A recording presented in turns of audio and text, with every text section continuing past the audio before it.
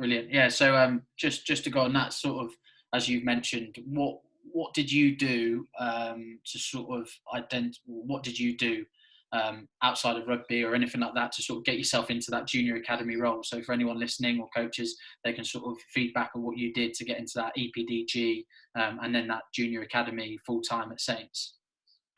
As in terms of other sports, or just in a collective, really. So what you did on the field and what you did off the field, whether it's rugby related or gym work or whatever, really.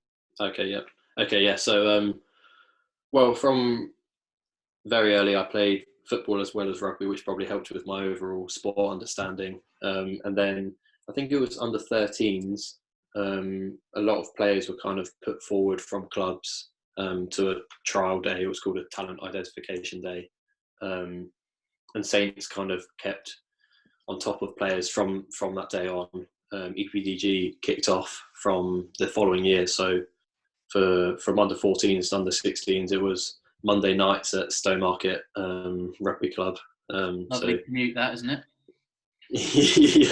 yeah. So that was a little bit of a drive for mum and dad.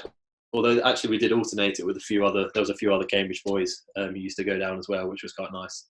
And then I started probably low-level gym work around under 15s, and I definitely say that's better now for younger players. I feel like more places offer that baseline S&C work than myself, and definitely the years before me. So that's definitely helping a lot of younger players. And then at school, I had a lot of resources to me. We trained in terms of actual rugby Tuesday and Thursday afternoons and played games on Saturday, but we had gym sessions put on across the week, or skill sessions and various physical aspects at lunchtimes. So when I was actually at school, I was almost doing as much as I do currently. Yeah, brilliant. And then sort of my next sort of question on all my questions that I've got for tonight is, what were the junior academy stuff? How did that differ from what you did, as you mentioned, from mini and youth, but also as you mentioned from school? I think you're very, very privileged to go to Bedford school, as you said, that you had those extra things. But before let's say you went to Bedford, how did those junior academy sessions, what can you remember sort of what they looked like and how they differed, and that next step up from that mini and youth? I guess there's a lot of factors involved in it. There's the first of all, when you're around a lot of good young players, then you're definitely learning straight away. So that was definitely a factor. But then I think one of the large things I just remember is just having a lot of touches. From definitely in my first few EPDG sessions, I just remember it being largely based off touch and games, and a lot of skill-based work, which I hadn't. Well, it wasn't that I hadn't done it as much, but it was more at your club. You're kind of training for it's just week by week, and it wasn't as geared towards development. It was probably more just enjoyment factor. Whereas there was definitely a slight switch in terms of development when I went to these academy sessions. My junior Saints academy, I wasn't really keen on it. I felt it was a bit too controlled and restricted at times. Occasionally I felt like we were preparing a bit too much like we were playing already at senior rugby. It felt a bit too pressured or rigid. Whereas if I put that in comparison to when I did stuff with England under 18s later on, that was the complete opposite, where it was all about player development and result. It wasn't results driven. It was purely driven by how can they get the most out of the players. Yeah, so it's interesting that sort of environment, as you said, has got like a little bit more of a competitive edge, you would say, from there. And then how did that differ from sort of that junior academy stuff, and then when you were full time sort of into the into the session at Saints at Franklin's Gardens. How did that? Was it the same sort of environment, or was it completely different? And how was it for you personally? There was definitely a difference between so that probably that England under-18 environment is a very good place where I felt like I developed a lot. And if I compare that to when I first went to Saints, where it was very much it was all geared towards the first team. It was all, how can we get results? The club was under pressure at the time because they weren't doing well, and I didn't feel like I developed at all or that much when I was at Saints in that period. Whereas I compare it Saints then to now, where I've got Sam Vesty, and it's completely the opposite. So probably the similar things between that England under-18 environment and the current Saints environment is principally is kind of the same, where players are being put under pressure in different ways, but it's the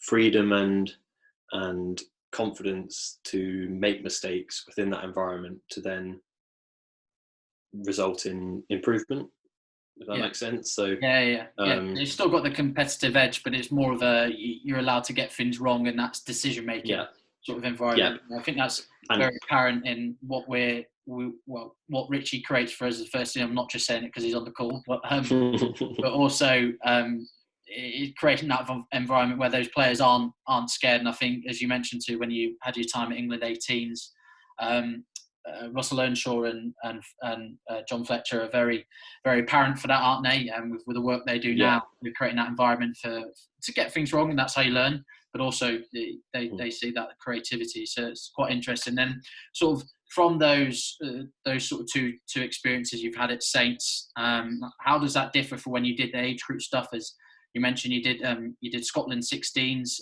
you did Scotland 18s one year, then switched over to England 18s. How did those sort of even more elite, if you want, from junior academy to the age group stuff? Were those environments completely different, or was it, as you mentioned, from England 18s was the same as what Saints is now? How did Scotland 16s and your first year 18s differ from them? So Scotland 16s I really enjoyed, and the Wellington Festival was still going on now or then, and that was a lot of games, and it was a good group of guys. And our coaches I had, so Roddy Deans, who I mentioned earlier, still may even be head coach at Merkston Castle, and he's a really good guy. And a lot of what we were doing was the Scottish boys don't have near the amount of same. There's not near the same amount of players as there are in England, so they're limited on resources in that aspect. So we were always looking for ways to punch above our weight, essentially, and we definitely did that, and we struggled in a couple of games, but again turned it around. And I really enjoyed the aspect of that, where we were looking to solve problems, essentially, where we didn't have the same fighting power as the regions did in the England setup. My Scotland under 18s experience wasn't. I didn't enjoy that much. Enjoyed the culture and all the boys, and it wasn't really that. It was more that I came away after it, and I didn't feel like I'd actually developed that much. Again, it seemed it was a bit too again rigid for that age group, where it should be more geared in my eyes towards development. And obviously it's tough because in a similar way there's not the same resources as in England, and they were probably being pressured results wise in terms of the coaches, but I just felt that it was too pressurized in the wrong areas, rather than largely being enjoyment based and making the most of whatever we had. So that was definitely a factor into me switching the following year, and as I've spoken about, that's one of the best environments I've ever been in terms of learning and developing.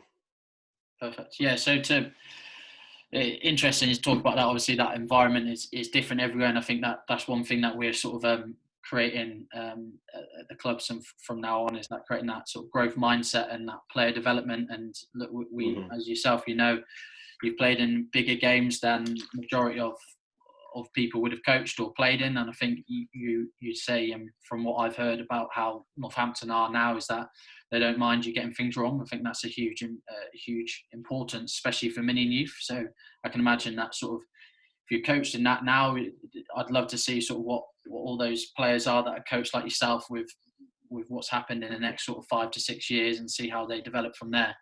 I think one thing is like, obviously sort of coaches talk to players, and they say try and have a look at this guy. So we've recently done some IDPs with our Cambridge Vipers lads, and sort of said, right, they came away with stuff that they wanted to work on, and so we sent them away and said, have a look at someone like Sam Simmons for his ball carrying, or someone like that. And did you ever sort of idolise yourself on a player, or try and be him when you were young, even if it's the smallest thing, like myself, where I just used to try and hit as many drop goals as possible at training? Hate me like Wilkinson did, but was there anyone that you in particular sort of idolised yourself on when you were younger, or even still now? It's tough because when I was young, I played fly half, so I was trying to be Dan Carter at the time. I just really liked him. But as I've kind of me, weren't you as well sometimes? What was that? Sorry, you're still trying to be me. A few kicking sessions. A few kicking sessions on the first team pitch. That's the one. But kind of as I've kind of progressed more towards centre, there's a few players I've been fortunate enough that firsthand I've been able to learn off a fair few people. Rob Horn, who was there at Saints for my second and first year, although I didn't directly speak to him as much as I should have at the time, and that was probably just the separation between the Wanderers and Saints first team that was within Saints at the time. He definitely showed a lot to me about leadership, and how you, as a 13 or a centre, you can have an impact on the game defensively as well as offensively. So that was definitely someone I took a lot of learnings off. Luther Burrell, when I was there, I enjoyed playing a lot with him when I first broke in. We balanced each other quite well, and he allowed me to kind of do my own thing while he looked after the brunt of the stuff, which he was used to. Yeah, exactly. One player probably I've always really liked in the centre is Conrad Smith. I guess more so because if I could be half as good as he was, and it's just the fact that I also probably am not genetically gifted as he wasn't, and it's more about doing simple things very, very well over and over again. He's definitely a player that I look up to, and if I can model myself off someone, it would probably be him. Cool. Nice. Good work. Yeah. And then I think one thing you mentioned sort of about Sam Vesty and Saints, and obviously we're very, very close to Saints, and a few people on this call will watch them week in, week out, and seen how they've turned themselves around sort of in the last year and a half, with Sam Vesty and Chris Boyd obviously being a huge influence as well. How they helped you personally develop, but also if you sort of take it and look at it from our point of view, if we were coming in and had a look at training and the meetings, how do you think they've changed it around to sort of get the best out of the players? And I'm sure obviously before the coaches did a great job, but I think it's just something completely different. How would you say they've changed you as a player, but also the team, and whether that's the culture, whether it's just training sessions or anything like that? So if I start with Sam, he's very minor detail driven.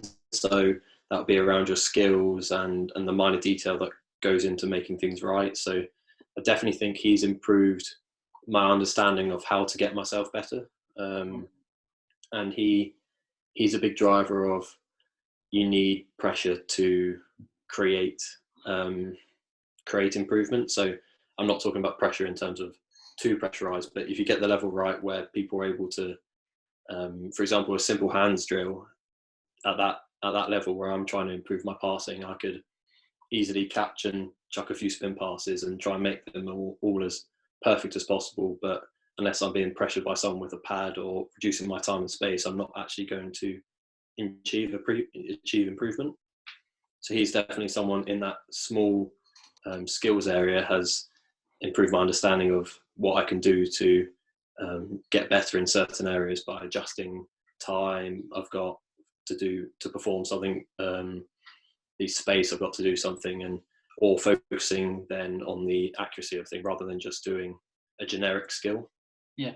Then Boydie's really good at kind of instilling confidence into players, and I think that's probably shown by us as a squad now and the amount of young players we have playing and are doing well, because there's a lot of boys playing that arguably could have played a lot earlier. And you look at someone like Lewis Ludlam or George Furbank, they've been there for 4 or 5 years before they'd actually been given a proper shot at first team rugby, and had enough confidence put into them and trust put into them by Boydie. And he's just a very honest man, doesn't give you much, so will not give you answers straight away if you've got problems, but if you go looking for them and go to speak to him, he then will shed some light. So yeah, I'm a big fan of him. He's just, you always know where you stand, and he's got full trust in the squad, which is just a massive driver for the younger boys.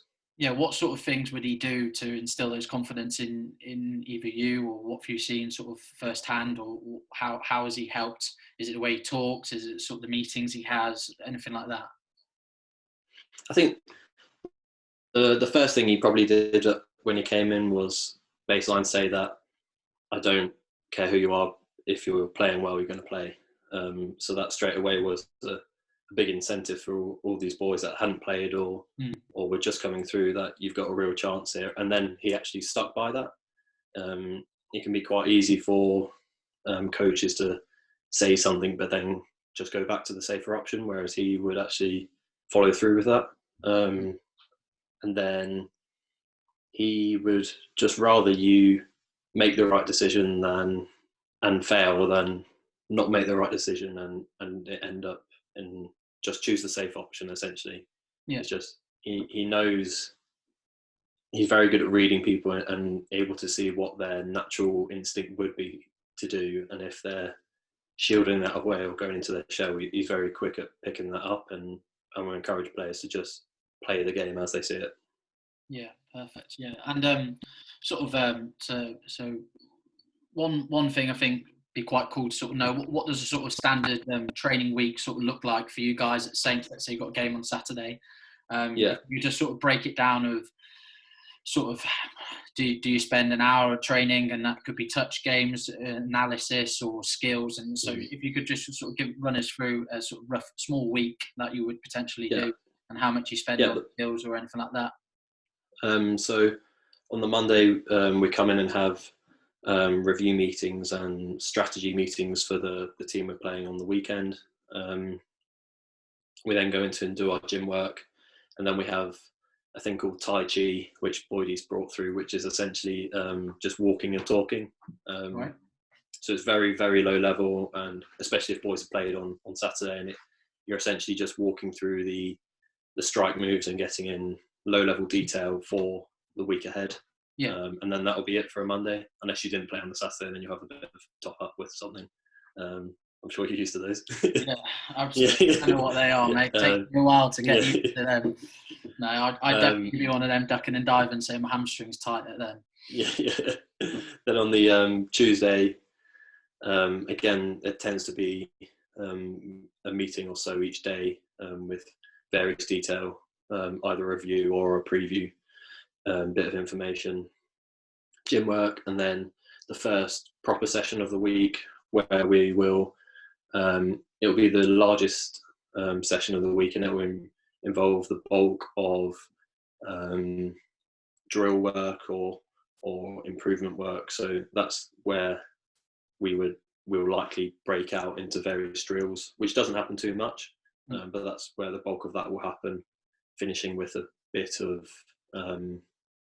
15 on 15 strike stuff again to get that into place. Then Wednesday will be a day off. Thursday is power, so in the gym it's all quick, moving the weight quickly into your 15 on 15 day, and that's where it's as close to a replica game as you can get, controlled, obviously, but the large part of that is putting what we've done at the front end of the week under the pressure in a game scenario,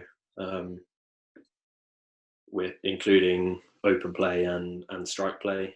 And that's where, towards the end of the session, Boydie will just start pointing out various scenarios, and he has his clipboard and he's got it all written down, and it'll be a line out on the 22 to Saints, and vice versa. Have you ever experienced that before? Have you experienced sort of giving different coaches giving you different scenarios? Because it's something that I've, as a coach, I've really enjoyed looking at. We did it a little bit with the first team last year and this year, and I try and portray it with some of the other teams that I've coached as well. So, what are your experiences? Yeah, a bit at under 18. So Fletch and Rusty did a bit of that with say, you're this many points down, penalty in the middle of the pitch. Boydie does it more on. He does a bit of points stuff, actually. He doesn't do too much of it. The person who probably does the most of it is Eddie. So when I was in camp earlier on this year, Eddie Jones probably does the most of that in his sessions. There's one session actually called a Scenario 3, where it's 3 phases maximum from a launch, but it's all based off scenarios and it's all problem solving around that. So that's probably where I've seen it most. Brilliant, cool. Yeah. We'll go on to sort of the England thing and how that came about, to start to talk about a little bit about you, and then what you can take away from your experiences and how Eddie Jones has differed from any other coaches that you have. Obviously,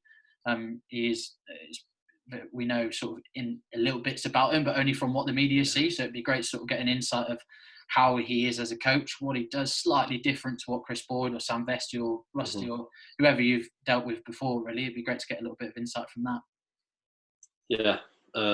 Well, so I found out via WhatsApp that was included in the squad. Really? So I was just added to a group chat on the Sunday night, the day before it was released. I hadn't had any contact, and there was a few of us much the same. It was actually just, you've been added to England Six Nations group chat, and then you scroll through the people and realise it's the real deal. So that was a bit of a shock. Yeah. Eddie is very much what you see on the media. I think he's I actually really enjoyed the time with him. He seems to always find a way to get the best out of players, and some people may disagree with that, and I'm sure some players will disagree with that. But I felt like he always is trying to get the best out of players, and he does it in different ways and definitely different methods to various coaches, and arguably he can be playing mind games with some players, which can go one of two ways. But I'd enjoy the brief time I had. Yeah. What sort of things did you go through on that week, like coaching wise? Was there? I saw obviously one clip where it was you, Ferbs, and I think it was Alex Mitchell getting the handling stuff against the post. Was it all those type of things, or was that just an extra? And how did his sort of sessions differ from what sessions you've done before? Yeah, so that clip actually started off with just us running in front of the post and trying to get it past, but he got us spinning around before we then went into it to put us off balance or something, to again something different, try and make it harder. Just try and make it different. So he's good at those kind of things. Another person like Vesty, you can imagine Vesty coming up with that. Yeah, does he add those into different games as well then? So a lot of sort of I sort of coach a lot with sort of through chaos, and then they've got to find a little bit of shape, or is that something that Eddie and the others are real keen on? Do they put them into games, or is it always sort of in isolated drills? So a touch game could start with a skill element. So it could be the ball's on the floor in front of two players, and who can essentially get up and jackal it off or rip it off the other person gets the ball to start. So it typically will start with a skill element, and there'll be breakout games which will be focusing on a certain skill, whether it's around the ruck or around the defensive shape. There's just various different focuses for different games, but it's all still largely 15 on 15. Yeah. it doesn't feel so much like a drill. It's just each one will have a different focus. Definitely say the biggest difference I saw was that scenario stuff. He was very driven around that and reviewing it as well in the session. So actually times you would have a scenario and you would get it right, and then you would stop and talk about why you've got that right, and then just go on to a different one. I guess it could, that's something where in previous experience I've probably had 2 or 3 goes at that scenario, whether or not I've got it right the first time or not. It would just be allowed to continue, but I think it was just, let's review it and move on to the next one, and then you're just constantly learning. Interesting. Cool. All right, brilliant. Yeah, so what we'll do is, obviously we've gone sort of more coach based there, so we'll just go sort of, what would you say as now a professional rugby player, sort of the key points to try and get there, and whether that's on field, off field, where it is. I know I spoke to a few people. I was actually on a CPD about probably a year ago now, and your name popped up of how much work you sort of do off field, and that was it. It wasn't necessarily, they didn't say what you did, but it'd be interesting to sort of see how you've got to where you are really. And what sort of your work ethic is like. Yeah. Okay. Well, first of all, I always say this is just play as many sports as possible. I wish I'd actually played more. I think I've got a good game understanding from various other sports as well. Just general sport understanding can massively help you. I wish I played cricket. That's the only sport I currently wish I had dabbled in. Then constantly trying to learn. I think it's obviously an obvious one, but the ways you can go about it, and watching a lot of rugby, watching a lot of people you're playing with. So there's typically at a young age, there's always going to be someone that's better at ball carrying than you or has a better pass than you. But it's more, rather than being jealous of them, it's more finding out why and finding a way to improve yourself off them as well. And that can purely be through just watching them, to then having a chat with them, to then doing some stuff with them. The watching the rugby side of it is fun, because you can watch a load of Super Rugby stuff, Test Rugby stuff, and just see how differently varies, and pick and choose what you like and what works for you. As well as then hopefully at some point you can watch your own games back, and review your own games with coaches, and again see what area you can improve off of that. The gym work's obviously a tough part, but that comes in eventually. Yeah. You don't need to worry about that. No, I won't mention anything about that. Yeah. No, that's fine as well, because I'm a skinny little boy, so it's fine. So would you say it's really important, obviously, self-reflection on that with regards to video analysis? Obviously, if let's say a mini and youth context, what sort of the key points where you say to try and get to that sort of next level, what would you suggest for them? Well, self-reflection, I think, can be without video. I wouldn't. Some boys finish a game and are trying to watch it on the bus home, whereas I'll leave it for a day at least. And that's actually something that Fletch said to me, because it allows you to reflect on it in your head and kind of see or form your opinion before you then watch it again. So I definitely say that that's something that helps me. In terms of mini and youth environment, it's probably reflecting on in just simple terms, in terms of what went well and what didn't go well, and why this happened, but not giving answers to the players too easily, and hoping that they can lead you to the answer, or you can lead them to the answer. So they're the ones that are driving the thinking behind it. I definitely say that would be something.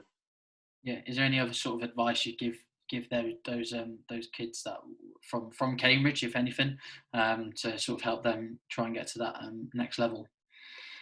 That the final thing I'd say is that it's always possible, and that if you're not the biggest kid and you don't feel like you're the best player at a young age grade level, then it can happen to so many people, and there's a lot of people that develop late. And you look at examples playing for Saints, someone like Piers Francis, who wasn't picked into an academy at under 16, or again, Lewis Ludlam was released at under 13s. If you're a late developer, it doesn't matter as much. It's if you work hard enough, then you will get there. I always believe that if you work hard enough and you make yourself good enough and play well enough, then you will find a way through.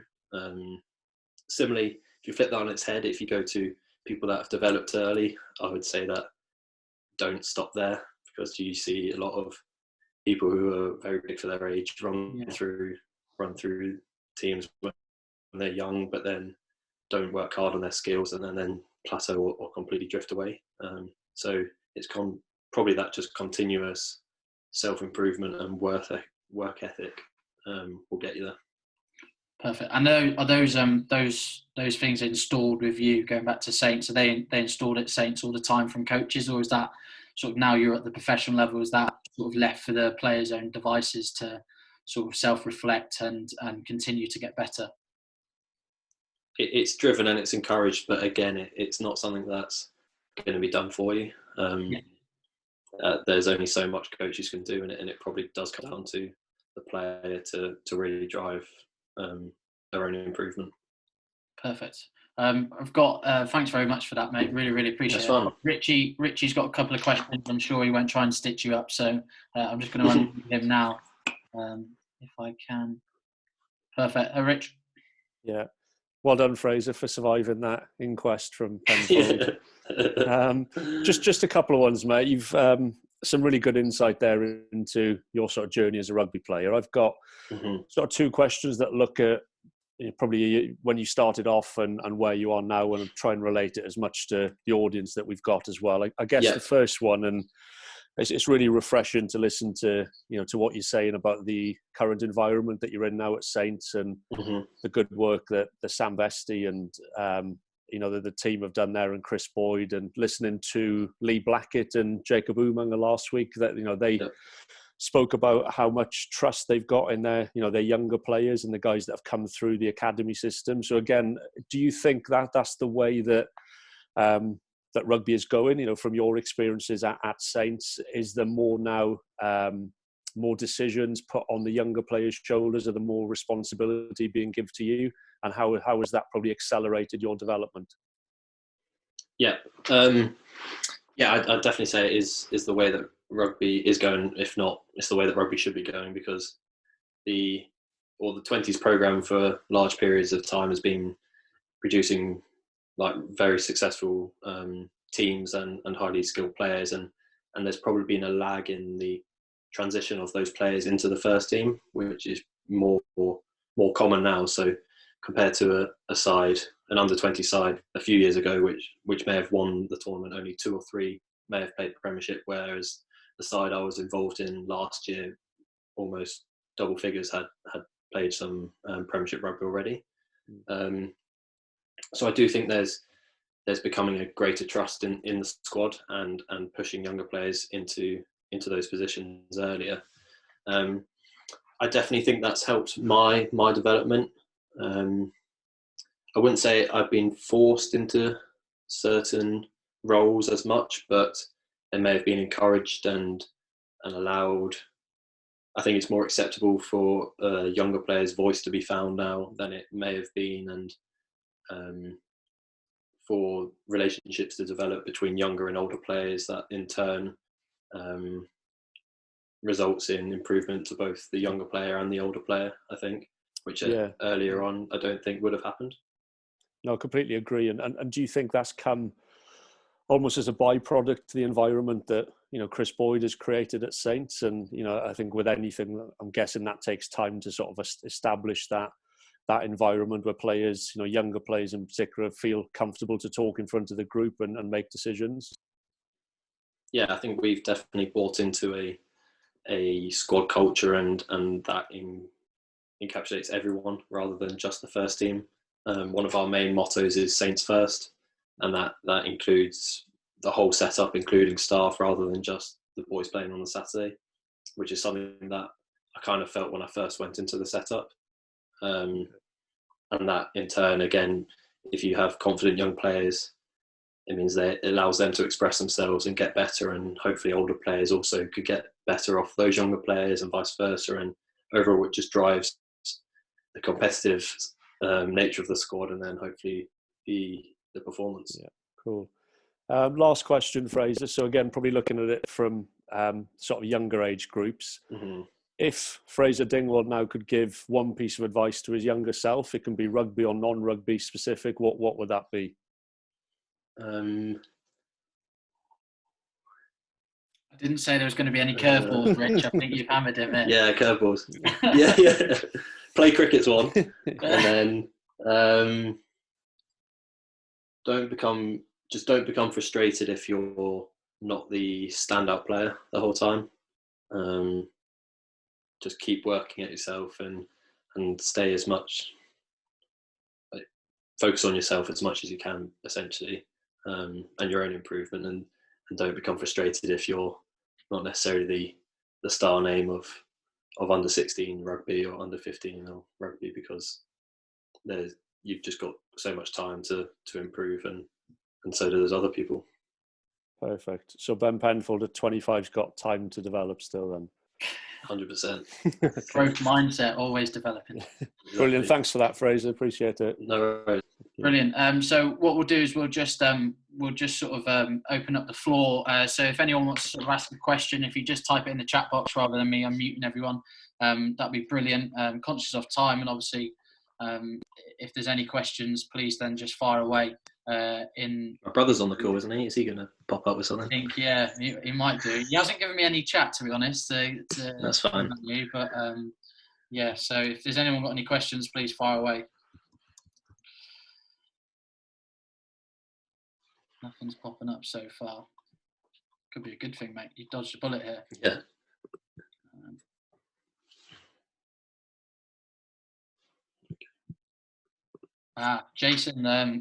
Jason's come in and said, what are you doing currently during lockdown? All right. I am at my girlfriend's place, family place out in Kimbolton, and I've got kind of a home gym set up, so I'm smashing through that, and some of my own running sessions, which is being sent over from a club. It's actually quite a hard training week, Monday to Friday, and then I'm just trying to do some sort of hand-eye and skill-based stuff as much as I can by myself. It's quite tough, but it's making the most of a bad situation, isn't it? Yeah, with that regards to that fitness stuff, I don't have a clue what it is. So what sort of what have you been to do, and how do you prove that you've been doing it? Really, you don't prove. Yeah, there's no proof. So it is very much off my own doing. Yeah. So yeah, there's a lot of interval-based stuff. Acceleration focus on a Monday, high speed focus on a Friday, and volume on a Wednesday. It's a bit mind-numbing because it's straight line running, and you're not chasing a ball, but it ticks numbers for the S&C guys. Yeah, I can imagine. One here from Steph, the walk and talk stuff, was that a sequence based? So I'm guessing he means what the scenarios were, really. It's more just the starter plays that we're going in with for the week, and the really nail down the minor detail on that. It is literally a walk, and we'll talk it through before we then go into it. Typically those will be 3 phases maximum, so we'll go through those, and yeah, I guess we could, I'm not sure what's meant by a sequence, but I guess maybe we work up the pitch in terms of any new exits or starter plays, work up the pitch, if that's what's meant. Yeah, I think so. Yeah, perfect. And then one from Niall. Was the switch from from Scotland to England at international level? I'm guessing from 16s to 18s. Was that needed to progress at the rate for Saints wanted? I don't necessarily think so. There's boys that have been offered senior academy contracts that haven't played age grade rugby. I think it was purely decision I made that I wanted to play the highest level of rugby I could at that age, and try and get the most out of myself. But I don't think Saints necessarily had an influence on that, other than joking about it. I don't think it was necessarily I needed to go there to hopefully get a contract. Saved on a bit of travel as well, I can imagine. So probably a little bit more refreshing for you. One from Sam. What were the best and worst bits of being coached by your dad? And this is from a dad that's coached his sons and now his daughter's team. So far away. Okay. Best is just being able to chat about it on the drive home as well. I feel like I learned a lot from just talking about rugby on the drive to and home. The worst bit is if he was ever telling someone off for pissing about, and I've just got to stand there awkwardly, and then someone else might make a joke about him, but I'm his son. Yeah. But you get used to all that. I think, probably the best bit was just being able to chat loads about rugby and have a good insight into what he was seeing as the coach. Yeah, I think like you can, it's sort of gone are the days of the coaches got rules with the iron fist. I think you could also now, or especially I'm hoping that Saints, especially what we do, is sort of the players need to feed back to the coaches all the time. They're the ones playing the game, and they're the ones that feel it. So I think having a coach's son there is sometimes a good way. We'll go last question then from one of my friends, Neil Gaffin. My oldest son is now in the under 17 is PDG. What sort of the main KPIs that he needs to focus on achieving to progress to how you did to that junior academy? What's KPIs? So just key performance indicators. Key points. Yeah, cool. Yeah. Well, I guess. But will it be sort of individually, or will there be a couple of sort of a broader thing of what Saints are almost looking for? I know you're not in the coaches' meetings, but what feel do you get that they are looking for? One thing I'd say always being looked for is how coachable you are and how quickly you can respond to coaches' feedback and how well you take it and your actions from that. So definitely being coachable is one. So probably linking on with that is showing improvement. If you can continuously show you're improving, then essentially the view is you've got unlimited potential. If you can continuously keep getting better, you can be coached to as high level as possible. What other things? Good skill base across the board.